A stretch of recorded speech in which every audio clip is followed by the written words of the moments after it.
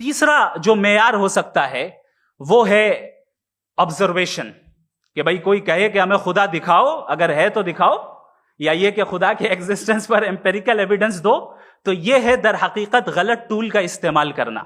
ये ऐसा ही है कि जावेद साहब मुझसे ये मुतालबा करें कि मुफ्ती साहब आप मेटल डिटेक्टर के जरिए प्लास्टिक डिटेक्ट करके दिखाएं।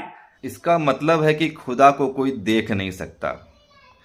अगर खुदा को कोई नहीं देख सकता है तो मोहम्मद साहब जब 7वें आसमान पर जाते थे और वहाँ खुदा से मिलते थे, खुदा से बातें करते थे, तो वे क्या खुदा को नहीं देख पाते थे?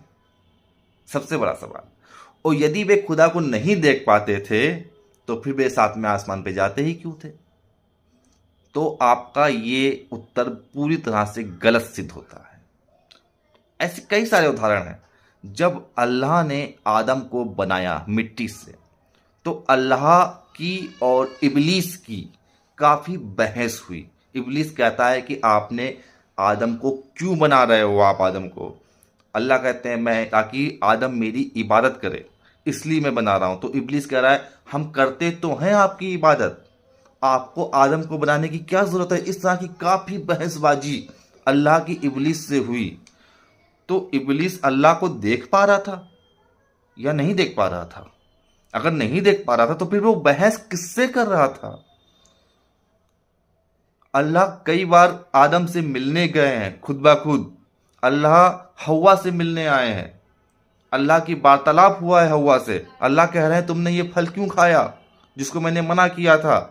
हवा कह रही है मैंने खा लिया क्योंकि मुझको शैतान ने बताया खा लो। तो इस तरह की कई बार फिजिकली बातचीत हुई है। तो बिना देखे बातचीत कैसे हो रही थी? तो आपका ये आर्गूमेंट आपकी मजहबी किताब के द्वारा बिल्कुल गलत सिद्ध होता है। हाँ, वेदों के हवाले से ये आर्गूमेंट सही सिद्ध होता है।